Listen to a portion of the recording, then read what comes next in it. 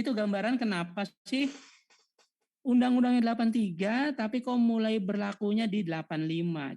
Jadi lama sekali ya, karena memang peralihan dari pajak penjualan ke pajak pertambahan nilai melalui proses yang cukup panjang. Oke, kemudian Undang-Undang 8 tahun 83 diubah menjadi Undang-Undang 18 tahun 2000 ya.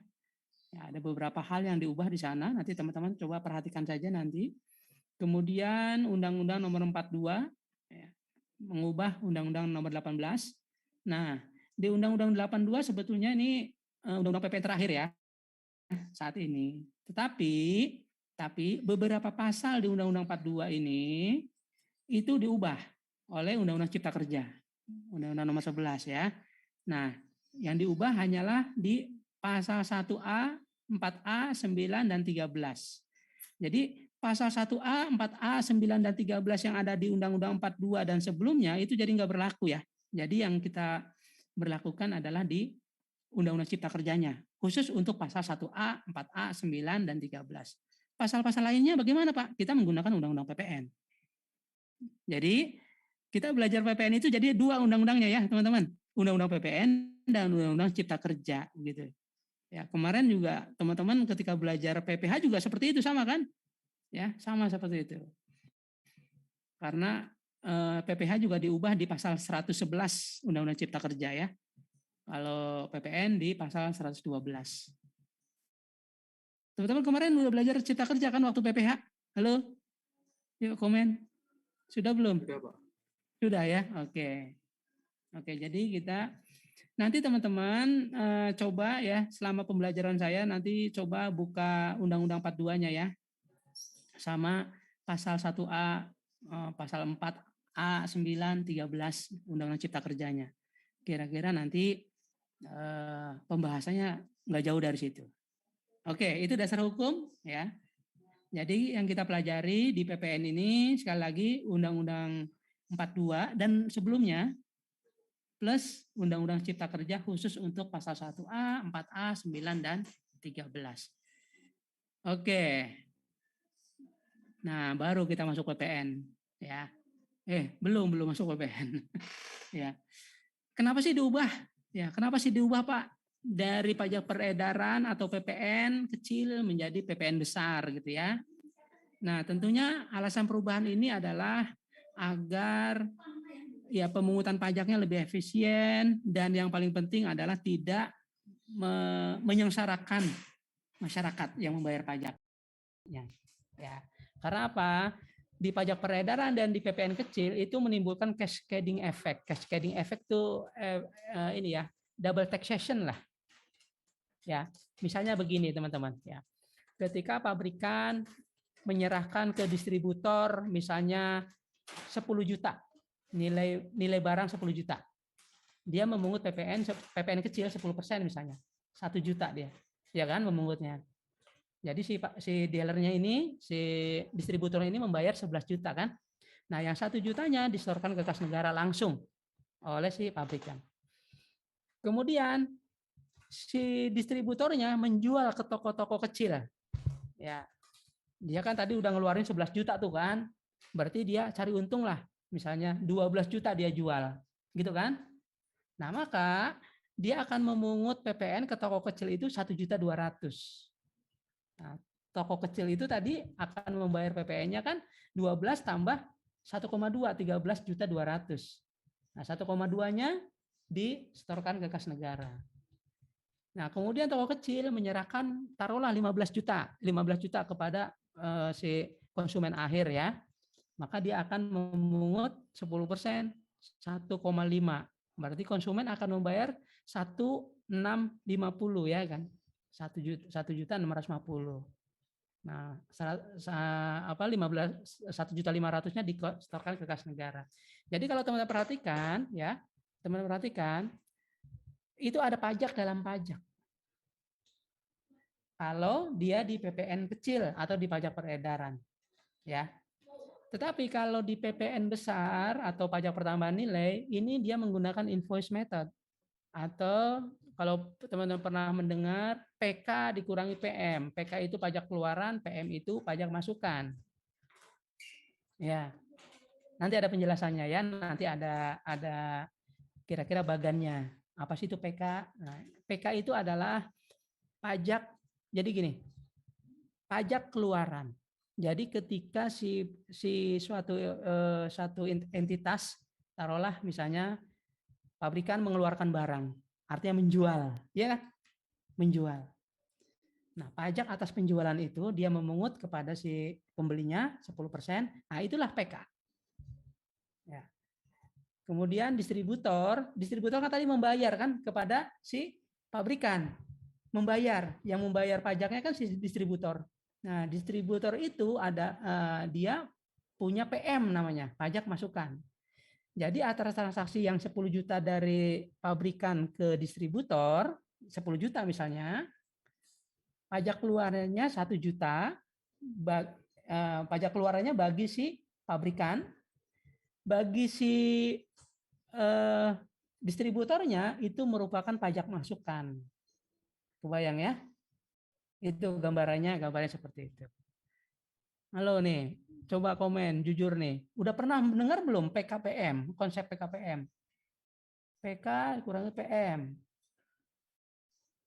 Udah belum? Belum, Pak. Belum. Oke, nanti saya coba ini ya. Pokoknya hari ini teman-teman harus paham itu konsep PK dikurangi PM, pajak keluaran dikurangi pajak masukan. Nanti ada bagannya, nanti teman-teman akan mudah paham ya. Jadi intinya kenapa sih diubah dari pajak peredaran PPN menjadi PPN besar ya? Itu karena di pajak peredaran dan pajak penjualan itu ada cascading effect, ada pajak dalam pajak, ada double taxation di situ. Nah, sementara di PPN itu tidak ada double taxation, ya. Jadi tidak ada double taxation-nya, nanti ada penjelasannya lebih lanjut ya. Oke, begitu teman-teman ya. Itu alasan ya. Sekarang nih ada jagoan kita datang ya, jagoan kita datang. Ini ceritanya si Bruce Willis ini. Ini orang condet Bruce Willis nih, jalan-jalan ke mall misalnya gitu ya. Dia melihat-lihat sesuatu yang menarik perhatiannya. Tertujulah kepada sepasang sepatu. Nah, sepatu ini 600.000, tetapi ketika dia bayar di kasir, jadilah 660.000. Ada 60.000. 60.000 itu apa? PN. PPN, ya, PPN. Karena dia beli ya, dia mengkonsumsi ya. Nah, teman-teman, coba pikirkan teman-teman ya, pikirkan. Si Bruce ini dia ngeluarin uang kan, ngeluarin uang bukan dapat uang kan, ngeluarin uang dapat sepatu. Nah, kenapa dia mengeluarin uang? Kok bayar pajak ya? Nih bapak ini sampai nggak ngerti. Kok bayar pajak sih? Padahal saya keluar uang. Logis nggak kira-kira? Nah, kalau teman-teman gini, Faras misalnya dapat undian, dapat hadiah misalnya, atau dapat penghasilan lah. Ketika dapat penghasilan bayar pajak wajar nggak sih? Kalau Ya, kita dapat penghasilan, kalau kita dapat duit wajar lah ya bagi-bagi ya sama ini sama rakyat Indonesia yang lain ya. Tapi ini kita ngeluarin duit, kita ngeluarkan uang. Kira-kira wajar nggak sih bayar pajak? Ayo kasihan bapak ini sampai garu-garu sampai gundul kayak gini. Saya juga gara-gara banyak banyak belajar PPN jadi kayak gini juga tuh kayak bapak ini. Ayo gimana logikanya gimana coba? Kenapa ya? Nah, menurut teman-teman logis enggak ketika seseorang mengeluarkan uang bayar PPN, bayar pajak? enggak. Enggak ya? Enggak logis ya? Enggak logis ya? Ya sebetulnya enggak logis ya. Kok orang ngeluarin uang kok bayar pajak? Ya. Kira-kira alasannya kenapa kok PPN itu ada? PPN itu menjadi alternatif pemungutan pajak. Kira-kira. Kalau teman-teman jawabnya Pak karena dia mengkonsumsi. PPN itu pajak konsumsi. Ya itu tetap nggak logis. Nggak ada syarat untuk konsumsi itu bayar bayar pajak dulu kan nggak ada kan di dunia ini nggak ada pasal-pasalnya tuh. Apa kira-kira? Nah ini mungkin secara teori ada begini teman-teman. Ya, ini teman-teman pernah belajar nggak Keynes? John Maynard Keynes, ya, ada seorang ahli ekonomi ya Amerika sana, John Maynard Keynes, Keynesian ya ilmunya ya. Kata Keynes ya. Nah, gini, sebelum kata Keynes, gini ya. Faras, saya mau nanya, Faras kira-kira. Misalnya Faras, anggaplah Faras sudah punya penghasilan nih. Punya penghasilan, punya uang ya, punya gaji gitu ya. Kira-kira penghasilan Faras ini buat apa sih? Coba buat apa aja? Kira-kira. Buat beli kebutuhan, Pak. Beli kebutuhan, buat beli-beli kebutuhan ya. Kemudian apa lagi? Ada sisa enggak? Kalau ada sisa diapain tuh biasanya? Ditabung, Pak. Ditabung. Nah itu dia logika sederhananya begitu. Nah katakan seperti itu. Nah kalau kita mendapat penghasilan Y ya Y gitu akan digunakan oleh Faras untuk konsumsi, untuk beli-beli kebutuhan. Kalau ada sisa itu di saving, gitu kan? Logis ya. Nah sekarang begini teman-teman, saya geser dulu ke sini nih, geser dulu ke sini, ke ini nih, ya. Saya cerita sedikit tentang tax ratio ya. Tax ratio ini ada untuk tahun 2020 ini 11%. Tax ratio apa sih sebetulnya? Tax ratio adalah kebutuhan negara ya atas pajak seseorang. Jadi gini, PDB misalnya PDB itu kan kalau sederhananya begini, setiap penghasilan setiap warga negara Indonesia dikumpulkan gitu ya, dikumpulkan itulah jadi PDB. Itulah jadi PDB. Nah, tax ratio ini 11,6% itulah kebutuhan negara terhadap penghasilan setiap warga negara Indonesia nih. Negara butuh 11% aja dari penghasilan seluruh rakyat Indonesia. Faras misalnya penghasilan Faras misalnya taruhlah 10 juta satu bulan. Negara itu butuh 11% dari 10 juta atau sejuta 160.000 saja gitu loh. Gitu loh. Itu maksud tax ratio itu seperti itu. Nah, kembali ke sini, kembali ke soal ini. Kira-kira teman-teman, ketika penghasilan kita 10 juta dipotong oleh negara langsung 11,6, kita akan bawa pulang uang 88,4, iya enggak? 88,4% atau 8.840, iya enggak? Padahal kita tanda tangannya, padahal kita ditransfernya atau kita tanda tangannya itu 10 juta. Kita akan bawa pulang uang hanya 8.840. Itu gambarannya ya. Nah, kalau misalnya negara itu, pemerintah itu mengenakannya hanya dari ketika dapat penghasilan, alangkah besarnya, alangkah terasa beratnya. Ya, coba teman-teman nanti bandingkan ya. Kalau misalnya negara, kalau pengen sederhana sih negara ambil aja 11,6 dari setiap penghasilan warga negara Indonesia. Nah, kemudian setelah warga negara Indonesia udah dipotong pajaknya ketika dapat penghasilan, mau dia mengkonsumsi, mau dia di saving, nggak ada pajak-pajak lagi misalnya. Misalnya seperti itu. Tetapi ketika 11,6 tersebut dipotongkan langsung dari Y-nya, dari penghasilannya, itu akan terasa berat. Kemudian dampaknya adalah daya beli kita jadi agak lemah. Ya, ya taruhlah gaji saya misalnya 10 juta. Ketika saya bawa pulang uang cuma 8 juta, ya, sementara kebutuhan banyak, saya nggak pede tuh kalau jalan-jalan ke mall, ngajak anak sama istri gitu kan. Wah, nggak ada lagi duitnya. Tetapi negara ini baik. Dipotonglah separuh dari Y dan dipotong lagi separuh ketika dia membelanjakan uangnya. Ya, anggaplah misalnya di Y ini 6% saja dipotongnya. Jadi ketika kita dapat penghasilan sebagian taruhlah 6% misalnya. Nah, 5,6 lagi dipotong ketika kita membelanjakan uangnya. Nah, kan agak beda nih. Ketika kita dapat penghasilan dipotongnya cuma 6%, kita membawa pulang uang 9,4, ya enggak? Nah, kita masih pede tuh kalau untuk jalan-jalan ke mall, ngajak anak istri. Anak istri mau beli apa baju, oh masih ada uangnya. Nah, ketika beli baju, kita tidak sadar bahwa kita membayar pajak juga gitu. Ya. 6 sama 5,6 itu bukan tarif, tapi itu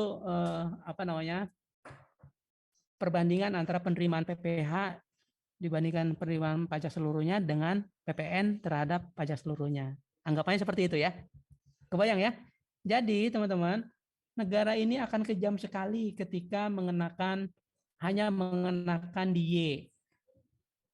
Oleh karenanya, agar tidak memberatkan masyarakat ketika membayar pajak, separuh ketika kita dapat penghasilan, separuh lagi ketika kita membelanjakan.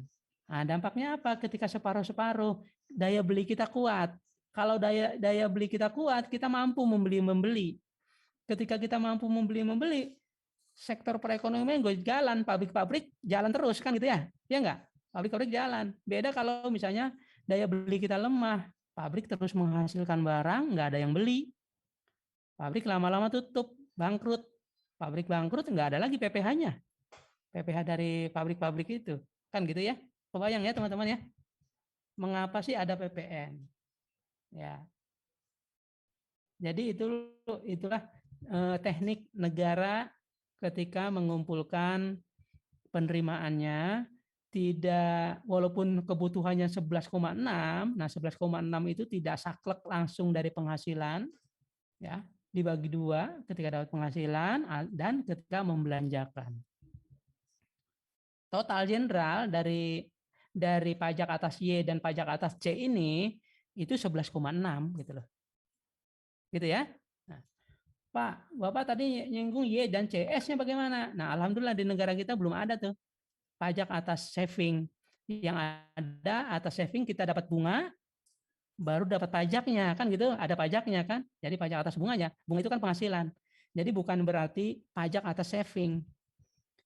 Tetapi kalau di Zimbabwe sana, ya saya baca-baca berita, ketika seseorang tuh menabung nih, dia malah bayar pajak, bukan dapat bunga, dia malah bayar pajak gitu. Nah, Indonesia alhamdulillah enggak ya, masih cukup pajak itu di Y dan di C seperti itu. Oke, sampai sini bisa dipahami ya. Mudah-mudahan mudah dipahami ya teman-teman ya. Dan sejujurnya coba teman-teman uji nih. Uji teman-teman ke teman-teman yang lain barangkali, bahkan ke orang pajak sendiri, kenapa kok ada PPN? Pasti jawabannya standar. Karena PPN adalah pajak konsumsi. Tapi ketika teman-teman kejar lagi, emang ada syarat ketika mengkonsumsi itu harus bayar pajak. Gitu. Jadi jawabannya pasti nggak logis. Ya, kita sebagai WP juga ketika mengkonsumsi disuruh bayar pajak kan pasti protes. Tetapi ketika kita sebagai wajib pajak, kita mengerti, oh saya harus bayar PPN itu karena saya kemarin waktu bayar PPh-nya baru separuh gitu. Nah, untuk itu kita membelanjakan uang kita ya, setelah dipotong pajak sebelumnya, baru kita bayar ini lagi, kenain pajak lagi, nah, baru kita akan berterima kasih kepada negara ini yang telah menggunakan sistem yang menurut saya sih keren gitu ya. Negara butuh pajak, butuh uang pajak dari masyarakat, masyarakat juga tidak terlalu terbebani ya, karena terbagi dua tadi ya. Oke, gitu ya teman-teman ya. Oke, kita lanjut ke sini. Nah, kita masuk ke PPN. Pak tadi belum masuk, belum. Tadi kan baru pengantarnya. Nah, sekarang baru masuk ke PPN ya. PPN adalah pajak pertambahan nilai. Jadi pajak atas nilai tambah. Ya, pajak atas nilai tambah. Nah, nilai tambah itu apa sih? Nah, teman-teman penilai pasti lebih tahu kan gitu ya. Jadi misalnya tadi contoh pabrikan menyerahkan ke distributor 10 juta. 10 juta ya.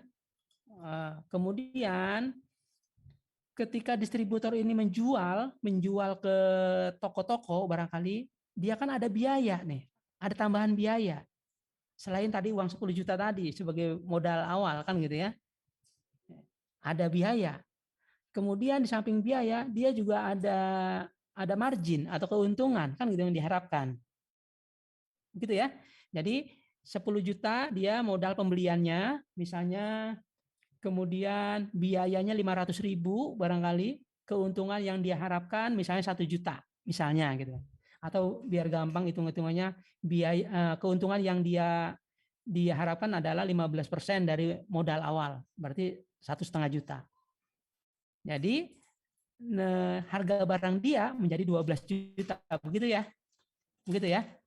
Nah, tadi ada 10 juta dia modal awal, kemudian ada tambahan 2 juta. Karena menjadi 12 juta tadi. Nah, 2 juta inilah yang nilai tambah.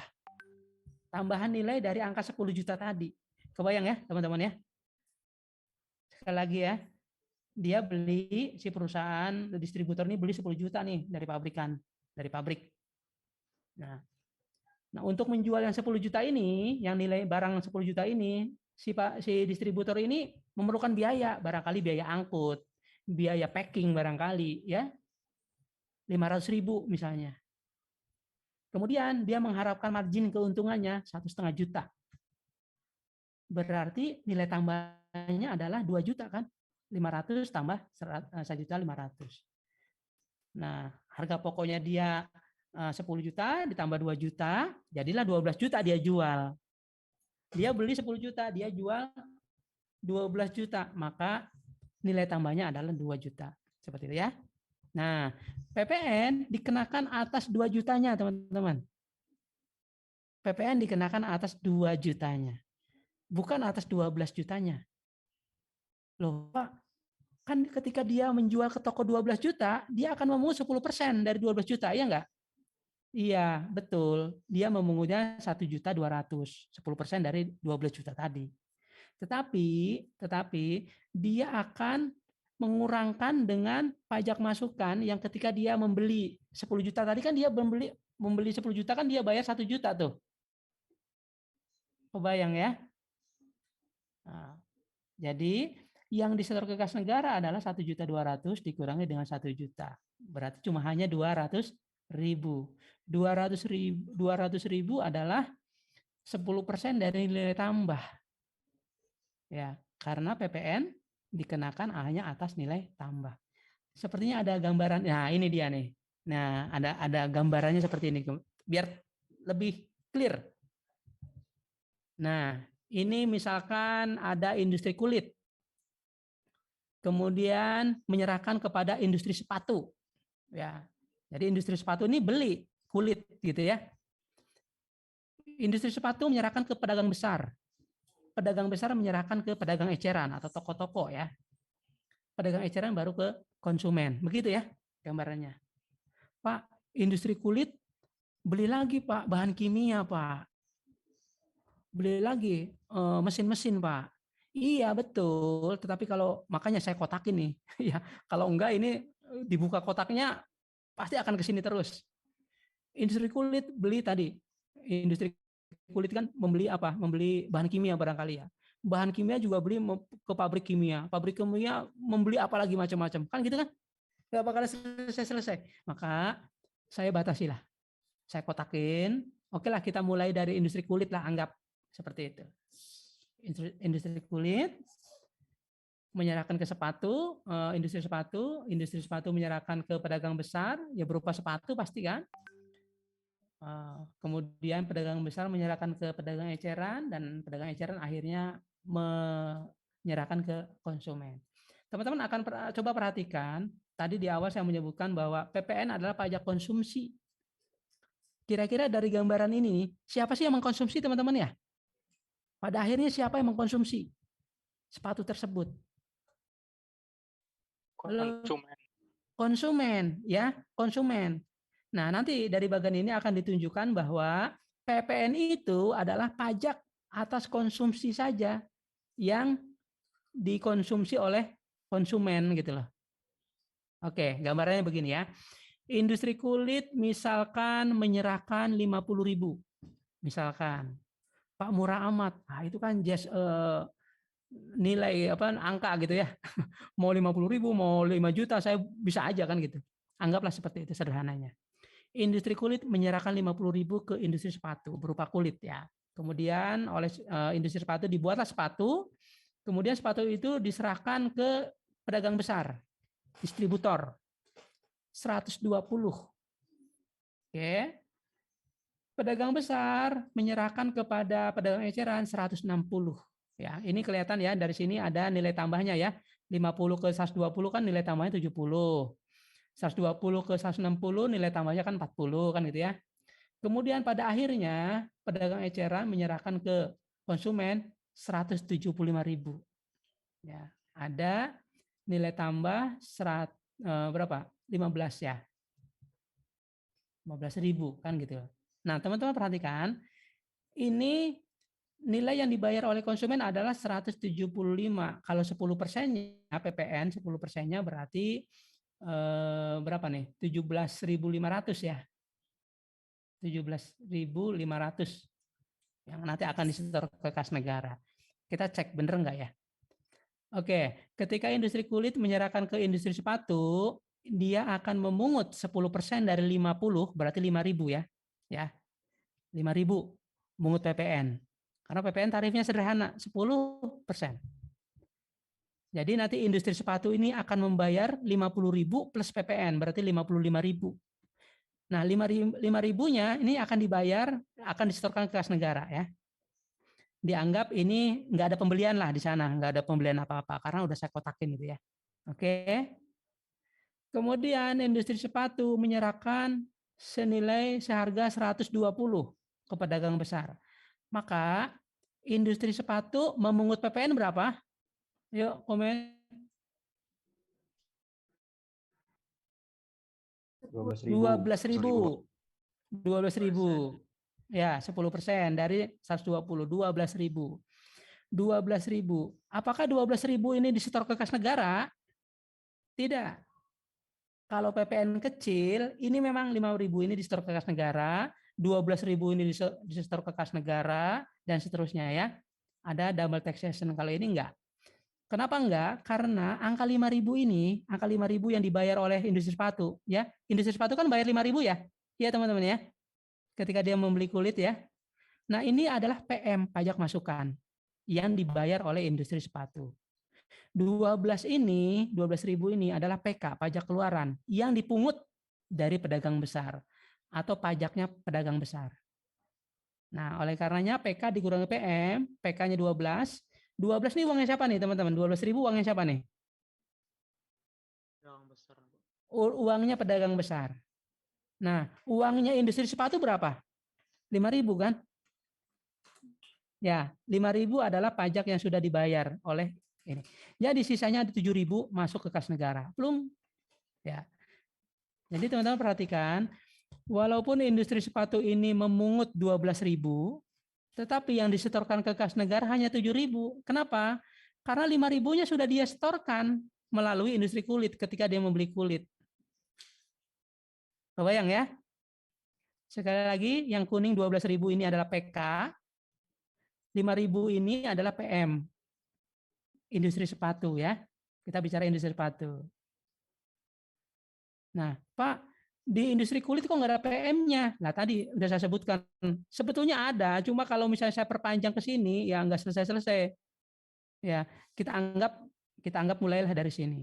Jadi nggak ada PM-nya dia. Kita anggap untuk penyederhanaan hitung-hitungan. Oke, lanjut ya. Pedagang besar menyerahkan ke pedagang eceran 160.000. Dia akan memungut berapa? 16.000. 16.000 itu 16.000 itu PK atau PM? PK. PK. PK-nya pedagang besar ya. 16.000 ini adalah uangnya si pedagang eceran ya, kan gitu ya. Nah, uangnya pedagang eceran yang dipungut oleh pedagang besar. Ya. Nah, 16.000 ini tidak langsung disetorkan ke negara, tetapi dia di compare ya, di compare dengan yang dia sudah setor ke sebelumnya. Ya, pedagang besar kan membeli ke industri sepatu berapa? 12.000 kan? Halo? Betul, Pak.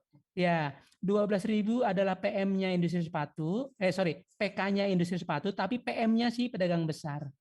Maka walaupun dia memungut 16.000, tetapi karena pedagang besar ini sudah membayar 12.000, maka 12.000 itu jadi PM.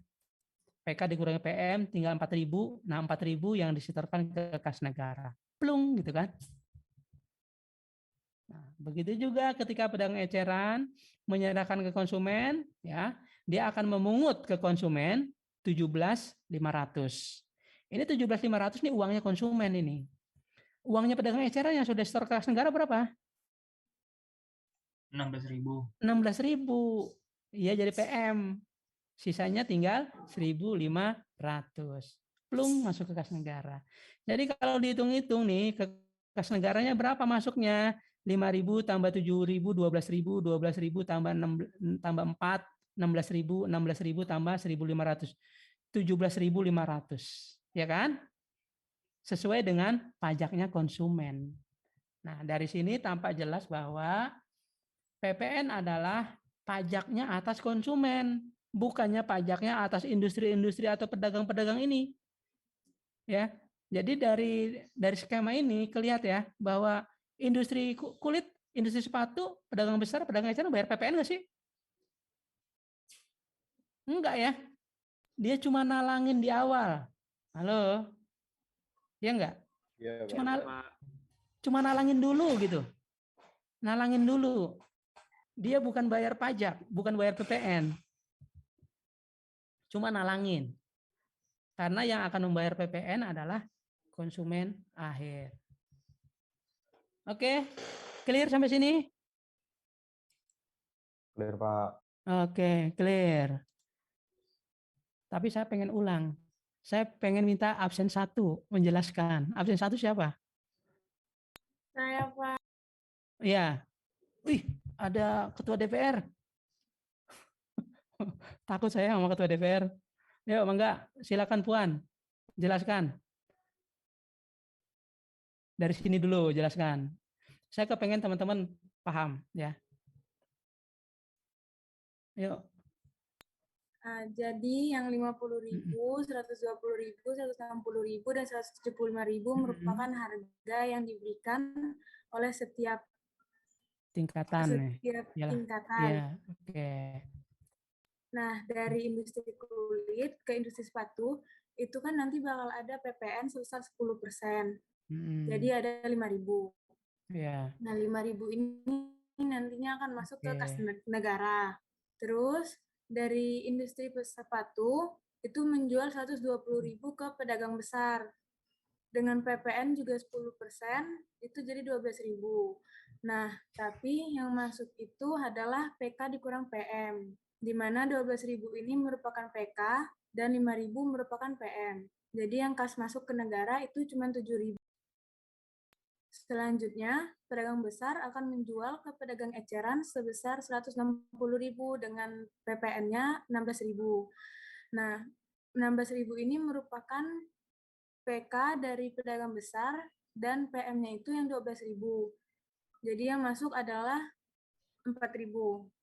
Selanjutnya, pedagang eceran akan menjual ke akhir itu ke konsumen sebesar 175.000 dengan PPN 17.500 dan PK-nya 17.500 dan PM si konsumen itu 16.000 sehingga kas yang masuk ke negara adalah 1.500. Nah, kalau dari sini kas yang masuk negara adalah 5.000 ditambah 7.000 ditambah 4.000 ditambah 1.500 sesuai dengan PPN yang dihitung dari 175.000. Oke, mantap. Wah, saya senang sekali nih. Udah ngerti ya. Seperti itu ya. Jadi teman-teman ya. Jadi konsep PPN ada nggak kira-kira menurut teman-teman double taxation di sini? Nggak ada. Nah, berbeda kalau dengan PPN kecil, pajak penjualan.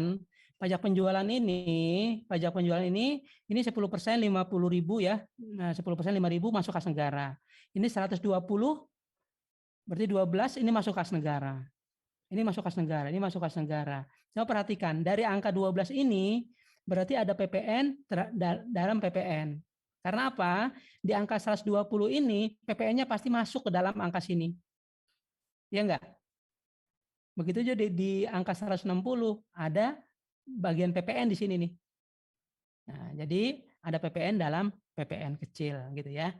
Oleh karenanya diubahlah sistem yang dulu ya.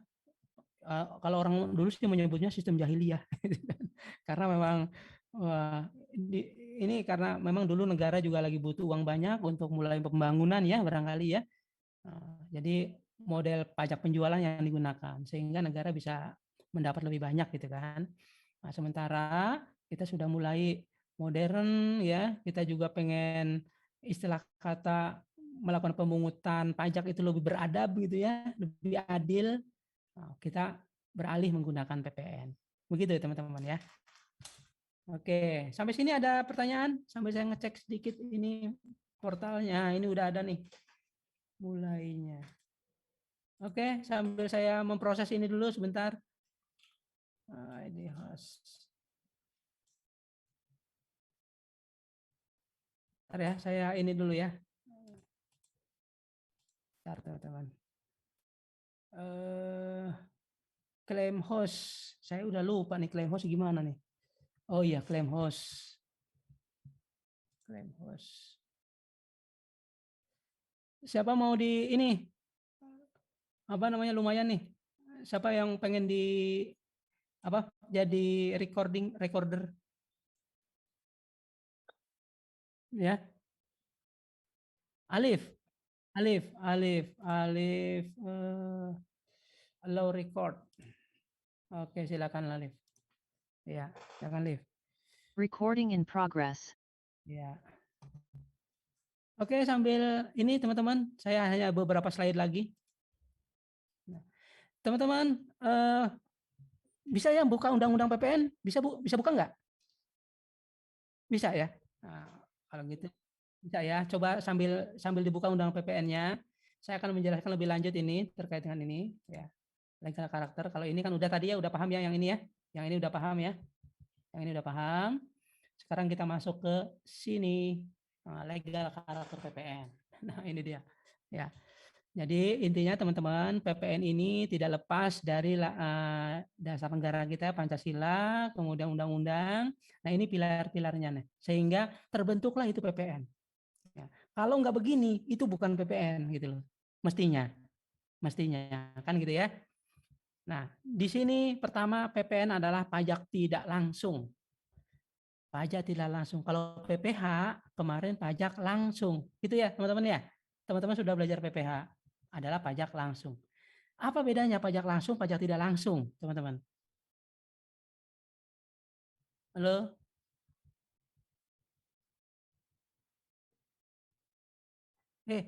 Tahu nggak bedanya?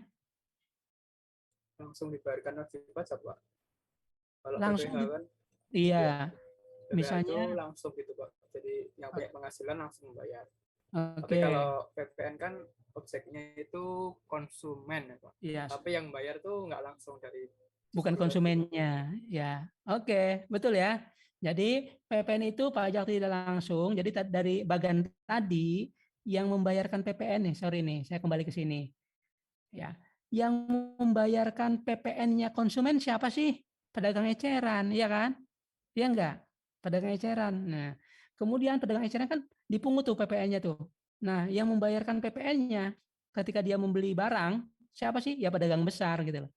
Jadi ada pihak lain, bukan yang langsung bersangkutan. Berbeda dengan PPH. Saya misalnya dapat honor, ya, Jufri dapat honor, maka saya sendiri yang membayar PPN, baik melalui pemungutan barangkali ya, termasuk melalui pemungutan. Saya bayar PPN-nya, kan gitu loh ya. Saya bayar PPH-nya. Apalagi kalau misalnya ini ya, saya dapat usaha, saya jual misalnya.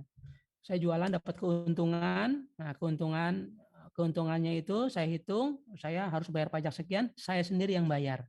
Nah, itu pajak langsung, jadi subjek dan wajib pajaknya itu pada pihak yang sama. Kalau di sini subjek dan yang jadi wajib pajaknya, yang menjadi wajib pajaknya beda. Subjeknya adalah konsumen, yang dikenai beban untuk melaporkan, menyetorkan, atau yang menjadi wajib pajaknya adalah si pedagang eceran gitu ya. Oke. Nih, pajak tidak langsung. Kemudian PPN itu pajak objektif atas objeknya, teman-teman. Atas objeknya, ya. Misalkan gini. Direktur stan siapa namanya? Parhadi ya. Misalnya Dimas membeli apa ya? Membeli handphone. Harganya misalnya ya 2 juta aja lah misalnya. Dimas membeli handphone harga 2 juta ya Dimas. Dimas akan membayar 200.000. Saya nih akan membeli handphone yang sama juga dengan Dimas. Ya karena saya dosen jadi mahal. Enggak juga kan? Sama-sama 2 juta kan gitu ya. Ya enggak? Sama-sama 2 juta. Saya membeli 2 juta, membayar PPN 200. Direktur STAN, Pak Parhadi ya. Mati, Pak. Pak Rahmadi membeli handphone juga 2 juta juga. Bukan karena beliau direktur jadi dimahalin, enggak juga. Gitu. Kalau handphonenya sama ya harganya sama kan gitu. 2 juta juga. Beliau membayar 200.000. Nah sekarang misalnya gini. Misalnya saya membayar 200.000. 200.000 bagi saya berat nih bebannya nih. Bagi Pak Rahmadi, sedang-sedang aja. Oh bagi Dimas murah lah 200 misalnya begitu. Iya kan? 200 mah kecil bagi Dimas kan gitu ya. Nah bebannya tuh beda gitu loh. Bebannya kan beda gitu loh. Jadi walaupun sama setiap orang itu bayarnya 200.000, tetapi beban yang dirasakan dari 200 tersebut beda ya. Orang yang berpenghasilan tinggi ketika membayar 200, yaitu kalau kata orang Medan itu jadi tai gigi gitu ya. Ya Frederica ya. Jadi tai gigi itu. Jadi artinya ya orang Medan kalau berbahasa seperti itu ya, tapi asik gitu. Ya Doni ya, tai gigi itu. Artinya itu sesuatu yang kecil gitu lah, nggak berarti. Ya, seperti itu. Tapi bagi orang yang sedang-sedang ya sedikit berarti. Bagi orang yang miskin ya, yang ekonomi lebih lemah, 200.000 itu terasa berat itu bebannya itu bayar pajaknya gitu. Terasa gede banget itu. Ya. Nah, itulah sifat dari objektif. Ya. Karena apa? Dia hanya melihat objeknya, tidak melihat kondisi subjeknya. Berbeda dengan PPH. PPH kan pajak subjektif. Jadi ketika seseorang itu punya penghasilan tinggi, dia tarifnya juga lebih tinggi ya. Ketika penghasilan lebih rendah, tarifnya juga paling rendah 5% seperti itu ya. Bisa ya dipahami ya. Dia maksud pajak objektif. Kemudian PPN adalah pajak konsumsi di dalam negeri. Nah, karena PPN itu pajak dikonsumsi di luar negeri, maka ketika misalnya ada orang bule misalnya membeli barang, misalnya barangnya berupa apa ya art, berupa art apa hiasan misalnya gitu ya, hiasan dinding barangkali, dibawalah ke kampung halamannya ya, ke negaranya. Artinya kan dia kan mau dikonsumsi di sana. Nah itu mestinya dia nggak kena PPN. Pak, ketika dia beli kan dia bayar PPN. Iya, ketika dia beli dia bayar PPN, tapi ketika dia pulang ke kampung halamannya, itu PPN-nya bisa diminta kembali dengan VAT refund gitu ya. Di bandara ada itu. Artinya ketika dia dikonsumsi di luar negeri enggak kena PPN. Pak, kalau kayak gitu saya kalau mau makan-makan gorengan di luar negeri aja, Pak. Enggak kena PPN. Kalau kita beli baju di luar negeri saja, Pak. Iya, tidak kena PPN. Kenanya VAT di Perancis sana kalau teman-teman kenanya teman-teman beli belanjanya di Perancis sana misalnya gitu kan, mau dipakai di sana ya kena regulasi di sana. PPN-nya nggak kena, pajak pertambahan nilainya di Indonesia nggak kena karena konsumsinya bukan di dalam negeri. Oke. Nah, karena PPN ada pajak konsumsi di dalam negeri, dia tidak melihat asal barangnya dari mana. Misalnya kita orang Jakarta mengkonsumsi barang yang asalnya dari Surabaya, dari Medan, dari Bandung, kita kena PPN 10%. Anggaplah beli sepatu lah ya. Kita beli sepatu made in Surabaya, kita bayar 10%. Kita beli sepatu made in Bandung, kita bayar 10%. Kita membeli sepatu made in Amerika, kita juga bayar 10%, sama. Karena apa? Sepatu-sepatu itu dikonsumsi di dalam negeri, di dalam daerah pabean, ya. Jadi tidak melihat asal barangnya. Di mana dikonsumsi? Oh, di Indonesia, maka kena 10%. Di mana dikonsumsi? Oh, dikonsumsinya diekspor misalnya. Ini akan diekspor, maka nggak kena PPN. Maka nanti kita nanti akan belajar tarif ya. Ketika barang hasil dari Indonesia ini diekspor ke luar negeri, itu tarif PPN-nya 0%. Alias nggak kena PPN itu sebetulnya 0%. Karena apa? Karena memang sesuai dengan karakter PPN, dia konsumsi di luar negeri. Kalau konsumsi di dalam negeri, kalau untuk diekspor kan artinya konsumsinya kan di luar negeri, jadi tidak kena PPN. Makanya tarifnya 0%. Kalau ekspor, gitu ya. Berbeda dengan impor. Kalau impor karena dikonsumsi di dalam negeri sama saja kena 10%. Sama dengan pembelian dari dalam negeri ya, sama ya. Kemudian PPN ini multi stage levy sama non kumulatif. Nah, ini multi stage levy sama non kumulatif itu artinya kayak gini nih, persis kayak gini. Multi stage levy dikenakan dalam setiap rantai produksi distribusi. Nah, ini ketika industri kulit menyerahkan ke industri sepatu ada PPN. Industri sepatu ke pedagang besar ada PPN dan seterusnya gitu ada PPN. Dikenakan dalam setiap tingkatan ya. Nah, namun dia sifatnya non kumulatif. Ada PKPM tadi ya. Tidak dikumulatifkan kan? Enggak dikumulatifkan kan? Bukan 5.000 ditambah dengan 12.000 ditambah dengan 16.000 bukan. Tetapi non kumulatif, tidak dikumulatifkan ya seperti itu. Karena menggunakan PKPM. Oke. Terus PPN indirect subtraction method. Indirect subtraction method itu yaitu PK dikurangi PM ya.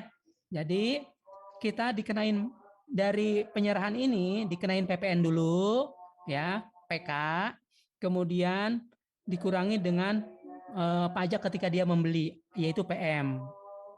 Nah, itu yang disebut indirect ya. Subtraction dikurangi ya.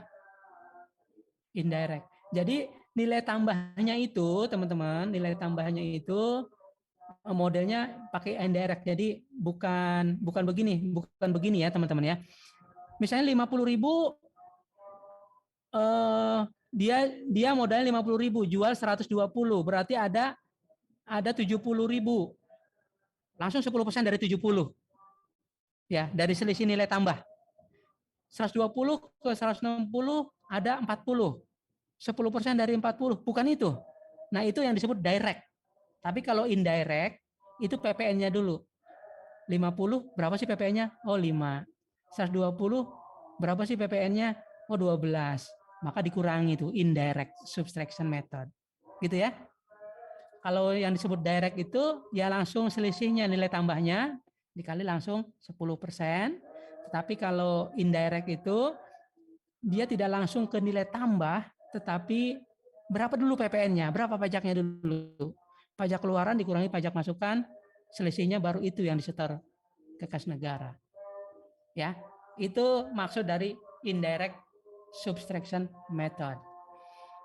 Kemudian netral ini ya, ini kaitannya dengan yang lainnya juga sebetulnya ya, kaitannya dengan yang lainnya juga. Misalnya gini, netral PPN itu netral artinya ketika misalnya barang Indonesia yang akan dijual di luar negeri itu nggak ada unsur pajaknya, sehingga nanti atas barang tersebut yang beredar di luar negeri bisa dikenakan pajak di daerah tersebut.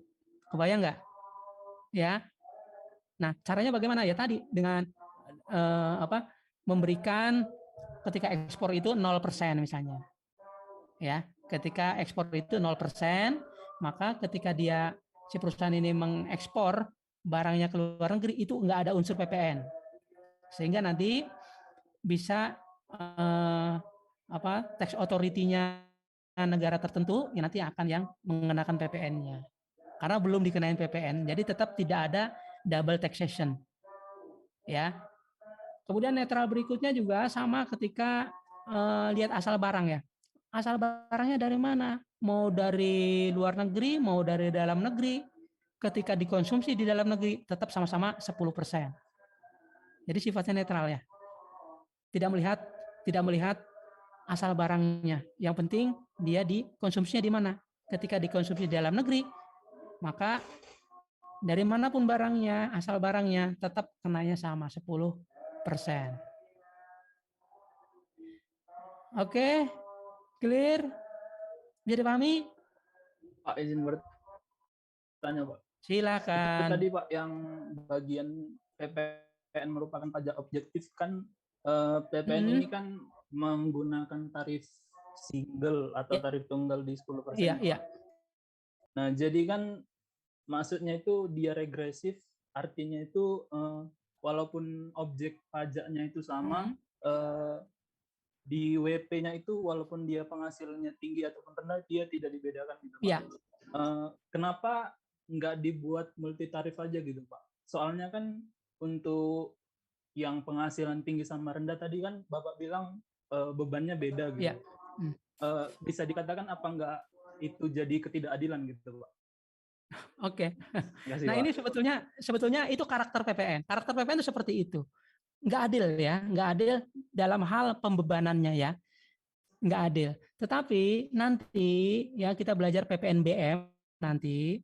PPNBM kan coba teman-teman perhatikan, PPN-nya N-nya kecil, pajak pertambahan, pajak penjualan atas barang mewah. Nah, PPN kenapa ada PPNBM? PPNBM ini adalah pajak tambahan dari PPN khusus untuk barang-barang yang tergolong mewah. Nah, jadi ketika yang membeli barang mewah siapa sih? Yang membeli barang mewah adalah orang-orang yang penghasilannya lebih tinggi ya, kan gitu ya. Orang-orang yang berpenghasilan tinggi gitu loh, yang mampu membeli barang mewah. Sehingga ketika ada tambahan pajaknya yaitu PPNBM, nah agak imbang-imbang lah bebannya. Nah, namun realnya yang dirasakan sih tetap aja nggak seperti semudah ini ya. Tetap bahwa kalau PPN itu karena dia sifatnya objeknya hanya melihat objeknya saja, itu otomatis akan timbul sifat regresif, bukan progresif. Kalau PPh kan progresif nih, ya PPh itu progresif artinya semakin besar penghasilan, tarifnya pun ngikut. Jadi nanti imbang tuh kalau PPh tuh ya, bebannya sama tuh. Tetapi kalau PPN ini karena sifatnya objektif, timbullah sifat regresif. Artinya ketika penghasilan seseorang yang lebih meningkat, bebannya akan turun malah. Beban pajaknya. Walaupun nilainya sama, 200.000 contohnya tadi sama, tapi bebannya turun.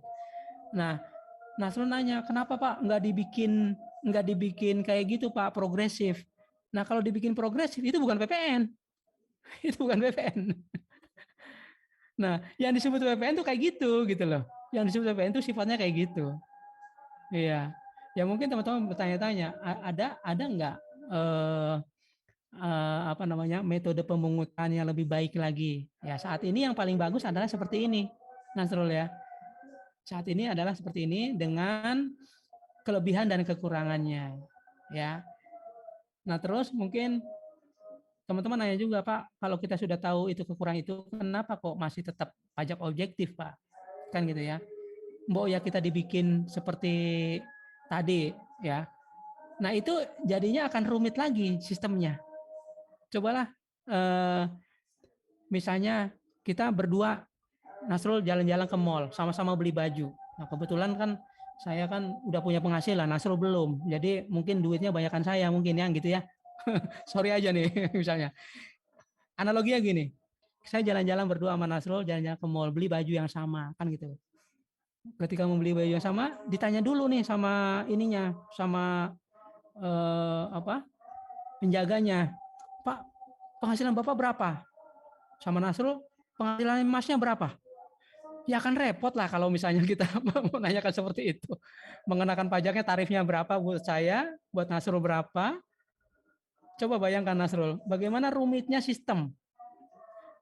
Ketika PPN itu tarifnya progresif, ya tarifnya progresif. Coba gimana tekniknya, Nasrul? Mungkin dari ininya Pak, dari jenis barangnya dibedakan Pak. Jenis barang dibedakan juga sama, ya itu kan artinya objek juga. Misalnya gini, handphone kan lumayan mahal kan gitu ya, handphone kan lumayan mahal, ya. Ketika kita sama-sama mau beli handphone, sama-sama membeli 5 juta, barangkali gitu kan, ya. Ketika beli 5 juta, ya tetap juga nggak bisa diprogresifkan. Harus ditanya dulu berapa penghasilan Bapak. Ya, ranknya Pak, ranknya dari sekian sampai sekian, nanti Bapak kena tarif sekian PPN-nya. Kalau ranknya sekian dari sekian, Bapak kena tarif PPN-nya sekian. Ya akan rumit sekali sistemnya. Nggak kebayang gitu. Cobalah nanti malam merenung-merenung. Oleh karenanya ya, maka walaupun dengan kekurangannya PPN tetap kita treatment sebagai pajak objektif, ya, agar siapapun yang beli misalnya udah kena 10% tidak terlalu sulit untuk melakukan pemungutannya. Nah, selalu bisa membayangkan akan sulit sekali kalau misalnya ini, ya. Kalau di luar negeri PPN-nya tarif tunggal juga nggak, Pak?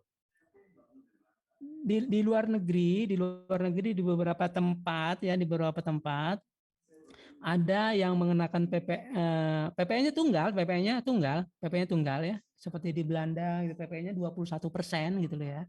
Nah, tapi di sana ada jenis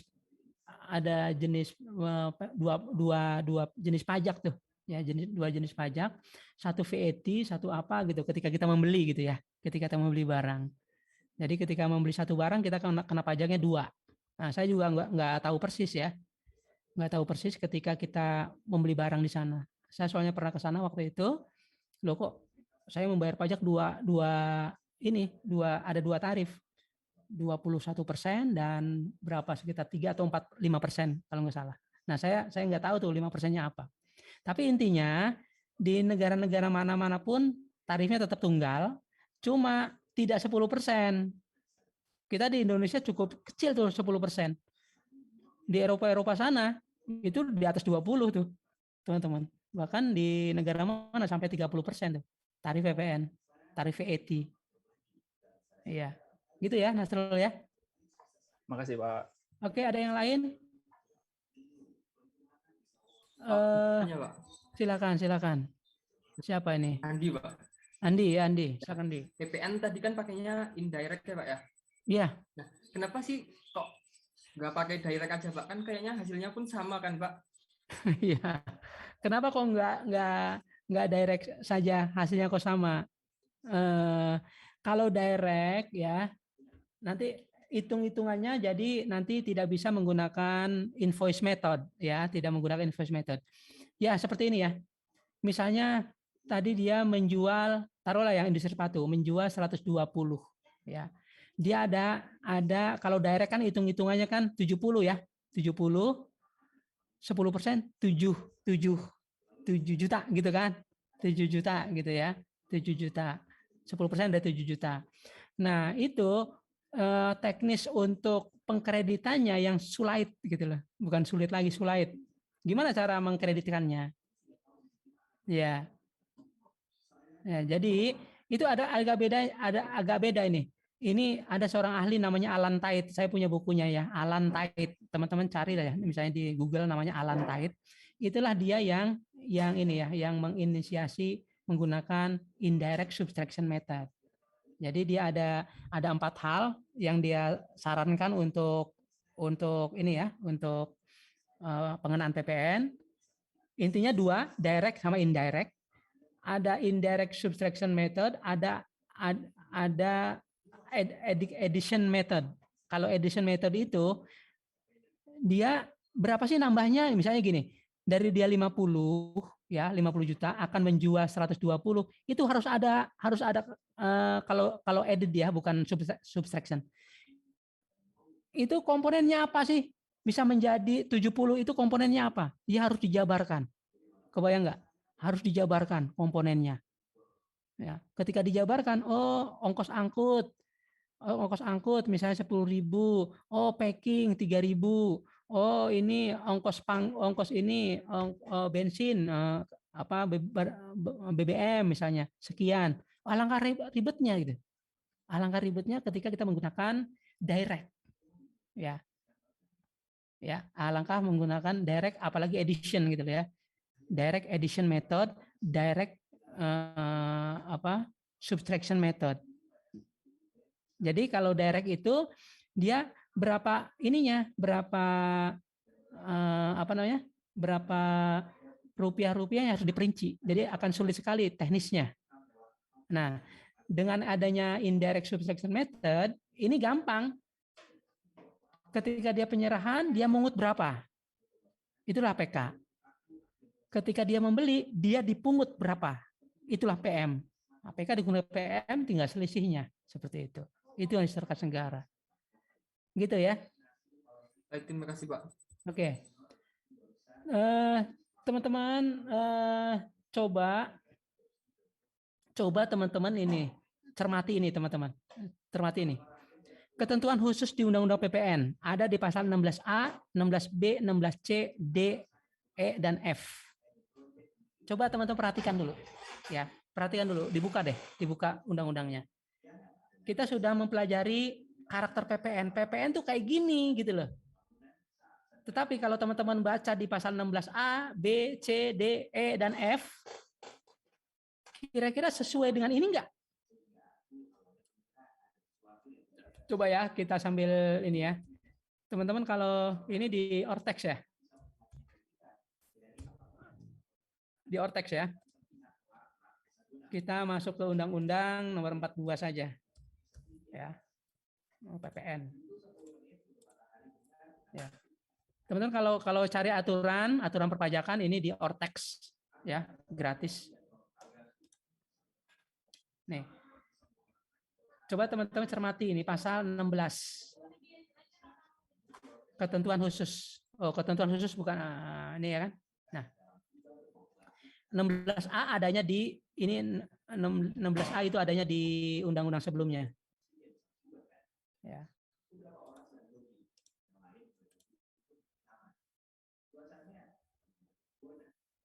(16A).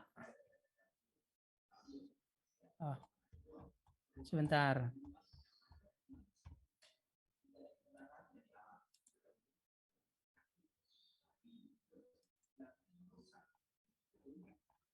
(16A) adanya di mana nih? Sebentar. Loh.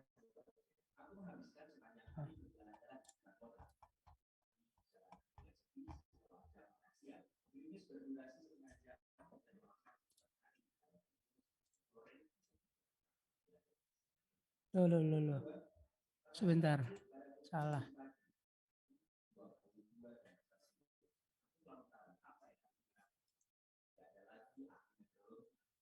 Sebentar teman-teman, sebentar. Bukan ini. Undang-Undang nomor 8.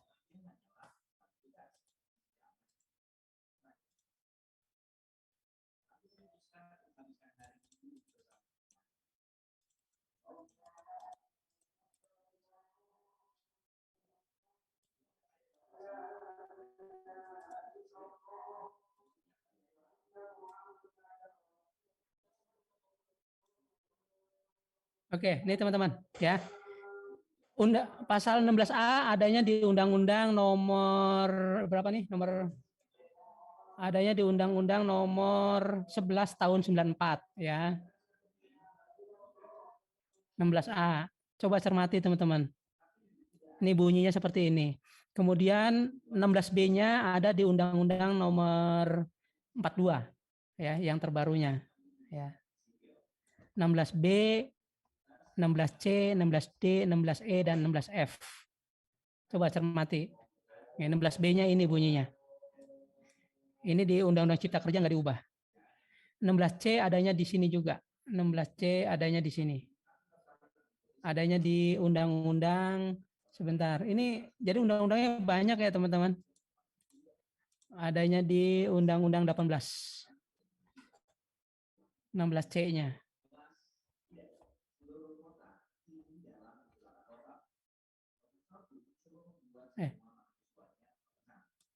Ada kok 16.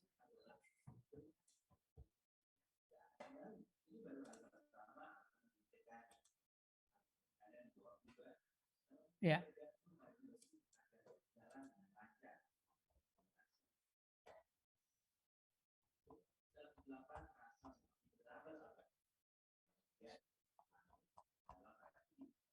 Oke, satu-satu deh, yang ini deh. Oke, teman-teman coba cermati ini. Cermati di 16A. Mana 16A? Nah, ini. 16A menyebutkan gini, pajak terutang atas penyerahan BKP atau JKP kepada pemungut PPN dipungut, disetor, dilaporkan oleh pemungut PPN. Coba cermati. Maksudnya apa nih, teman-teman? Ini siapa yang melakukan pemungutan? pajak terutang atas penyerahan barang kena pajak kepada pemungut. Ada rekanan menyerahkan BKP/JKP ke pemungut, maka yang melakukan pemungutan, penyetoran, dan pelaporan adalah pemungut. Nah, ini sesuai dengan ini enggak? Sesuai dengan ini enggak? Enggak sesuainya di mana, teman-teman? Pemungut itu dia penjual atau pembeli? Ayo komen. Penjual, Pak. Pemungut itu penjual atau pembeli? Nih. Pajak yang terutang atas penyerahan BKP/JKP kepada pemungut pajak, Jadi ada satu pihak yang menyerahkan kepada pemungut pajak. Pemungut pajak itu nanti ada bendahara, ada atau sekarang namanya instansi pemerintah ya, ada BUMN. Ya. Jadi ketika ada rekanan pemerintah menyerahkan BKP/JKP kepada bendahara, ini cara bacanya ya, kepada ya, maka yang melakukan pemungutan adalah si bendahara. Nah, pertanyaan saya, bendahara itu sebagai penjual atau pembeli?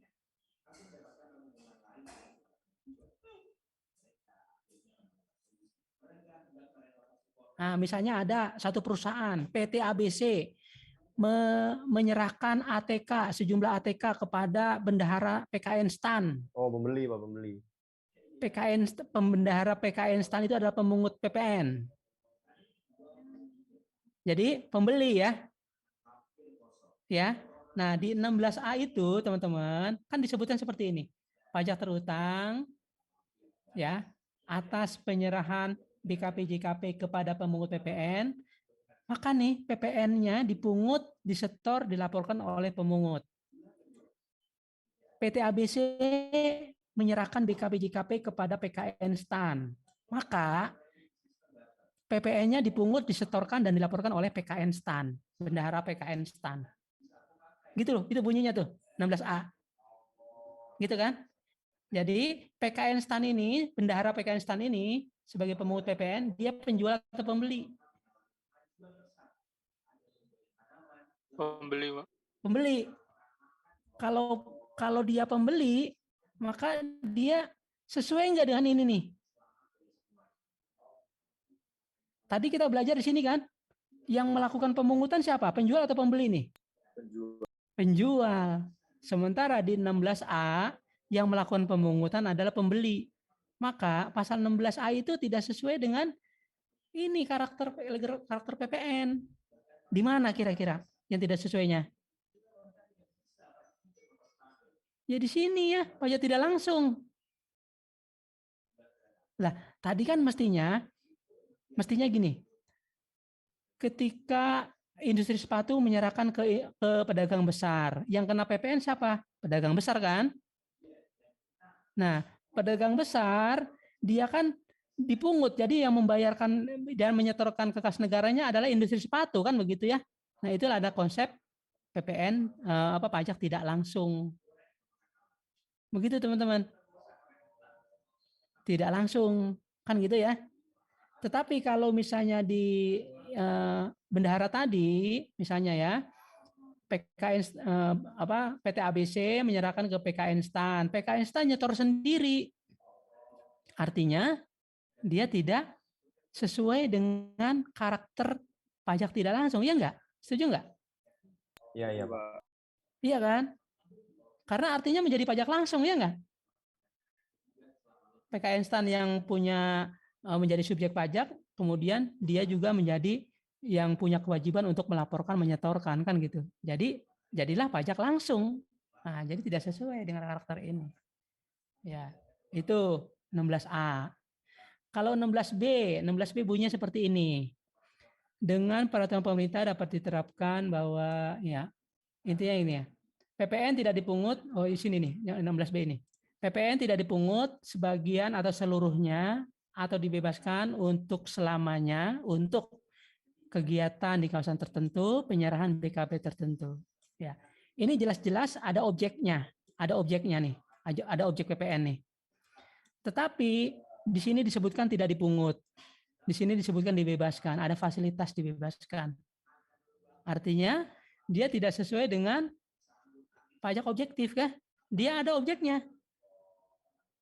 Mestinya dia bayar PPN gitu loh.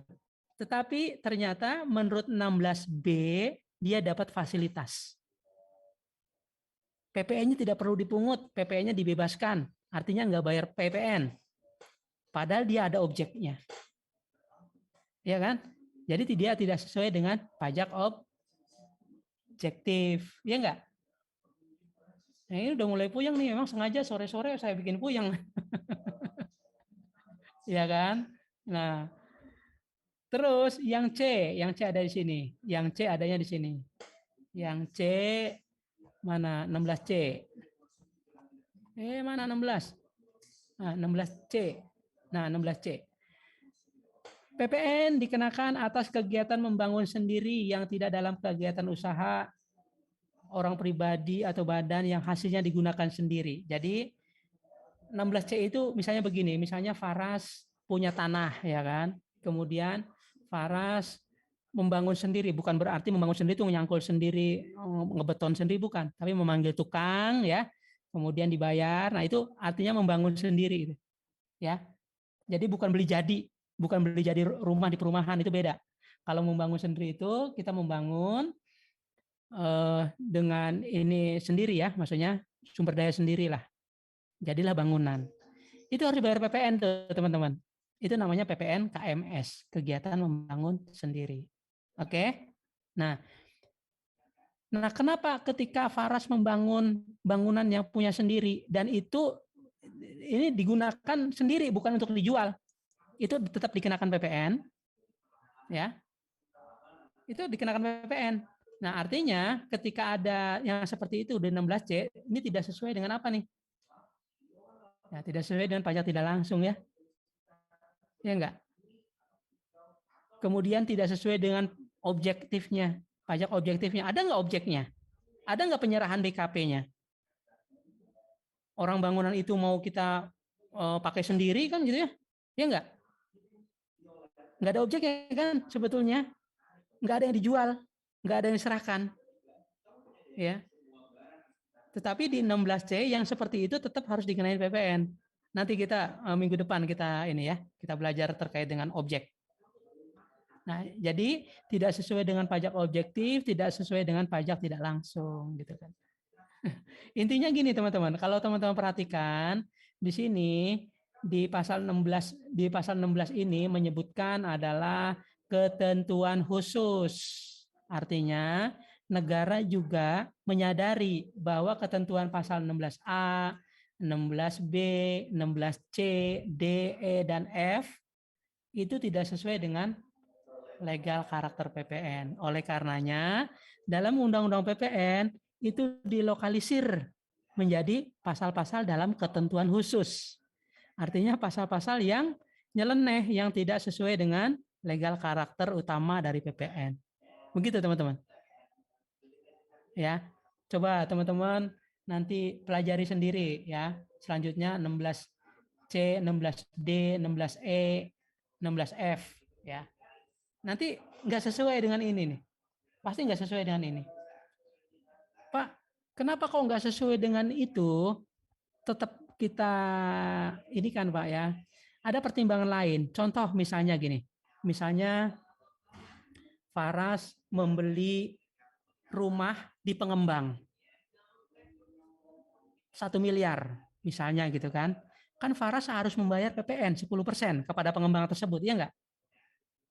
Ya, karena ada objeknya kan. Faras membayar ke pengembang 10%. Kemudian saya misalnya punya tanah. Saya membangun bangunan. Nilainya total general nih bangunan saya nih 1 miliar. Misalnya gitu kan. Misalnya. Kalau saya tidak dikenain PPN, padahal saya dan Farah kan sama-sama menikmati rumah, ya enggak? Saya nggak bayar PPN, maka nggak fair kan? Loh, Faras membeli PPN dari pengembang, tinggal di dalam rumah itu bayar PPN. saya membangun dari awal tinggal di rumah itu nggak bayar PPN. Nggak fair. Nah, oleh karenanya pemerintah, Pak Jufri juga bayar PPN dengan ketentuan di 16C. Ketika saya membangun sendiri, maka bayarlah PPN-nya. Gitu loh. Jadi ada ketentuan lain ya yang difikirkan sehingga keduanya bisa sama-sama dikenai PPN. Namun ketika ketentuan tersebut diterapkan, jadi melanggar legal karakter. Ya seperti saya tadi, saya membangun rumah kan nggak ada objeknya. Kemudian tidak sesuai pajak tidak langsung kan gitu. Oleh karenanya pemerintah menyadari hal ini, dilokalisirlah di ketentuan-ketentuan khusus gitu loh. Maka ini disebut ketentuan khusus. Ketentuan yang nyeleneh, tidak sesuai dengan ketentuan umum PPN. Begitu teman-teman ya. Oke, saya pikir jangan terlalu berat dulu deh. Jangan terlalu berat dulu beban kita sore ini kita cukupkan. Tapi sebelumnya barangkali ada pertanyaan. Ya. Kalau ada pertanyaan, nggak ada pertanyaan, ini pertanyaan saya teman-teman. Coba pikirkan nanti untuk minggu depan ya. Apakah setiap membeli barang atau memanfaatkan jasa dikenai PPN? Ya. Ya. Seperti itu. Jadi pertanyaannya itu ya. Nanti buat minggu depan kita diskusikan. Apakah setiap membeli barang atau memanfaatkan jasa dikenai PPN? Jawabannya apa? Kita nanti minggu depan pembahasannya ini ya. Gimana teman-teman? Ada pertanyaan sampai sini?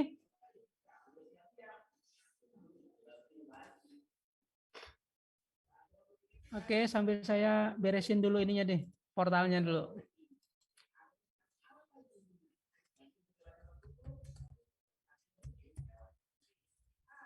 Oke, sebentar saya capture.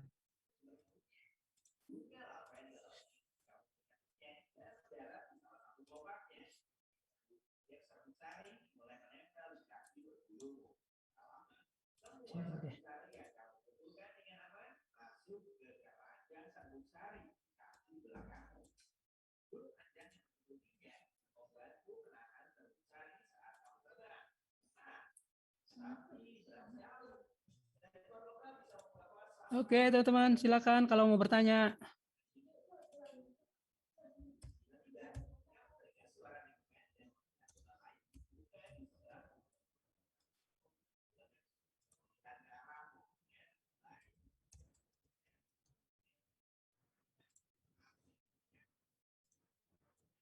Kalau nggak ada, gimana kita akhiri ya?